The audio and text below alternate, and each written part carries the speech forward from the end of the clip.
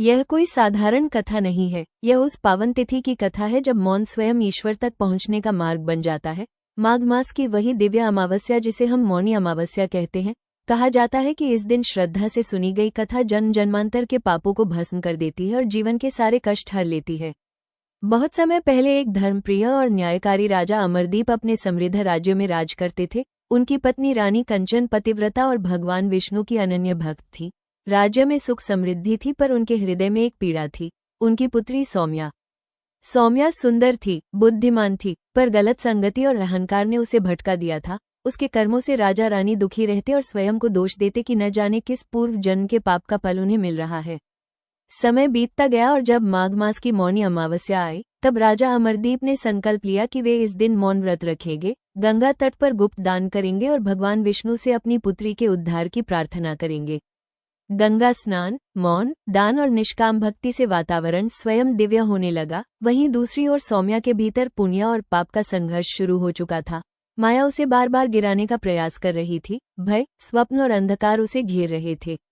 रानी कंचन की मां समान करुण प्रार्थना और राजा के त्याग ने ईश्वर का ध्यान आकर्षित किया। गंगा के जल में कंपन हुआ और विष्णु कृपा का संकेत मिला। सौम्या रोगग्रस्त होकर गिर पड़ी, पर वही पतन उसके जीवन का मोड़ बना। एक दिव्य साधु के मार्गदर्शन से उसका शुद्धिकरण हुआ और पहली बार उसके नेत्रों से पश्चाताप के आंसू बहे। उसने सेवा का मार्ग अपनाया, गरीबों, रोगियों और दुखियों की सेवा करने लगी। जहां वह जाती वहां शांति फैलने लगी। अगले मौनी अमावस्या पर उसने स्वयं मौन व्रत रखा, त्याग किया, राजसी आभूषण छोड़ दिए और जब माया ने अंतिम बार उसे डराने का प्रयास किया, तब सौम्या ने मौन को अपना अस्त्र बनाया। उसी क्षण आकाश से भगवान विष्णु का दिव्य अवतरण हुआ। पुण्य और पाप का निर्णय हुआ और सच्चे पश्चाताप से सौम्या को जीवन में ही मोक्ष का वरदान प्राप्त हुआ। वो साध्वी बनी, राज्य के लिए प्रेरणा बनी। उसके एक परिवर्तन से पूरा समाज बदल गया। वर्षों बाद ध्यान अवस्था में उसने देह त्याग किया और विष्णु लोक में स्थान पाया।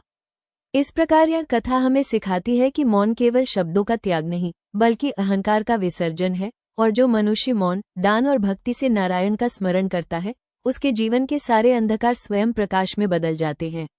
अगर ये मौनी अमावस्या व्रत कथा आपके हृदय को छू गई हो, तो कृपया वीडियो को लाइक करें, अपने परिवार और मित्रों के साथ शेयर करें, कमेंट करके जय श्री विष्णु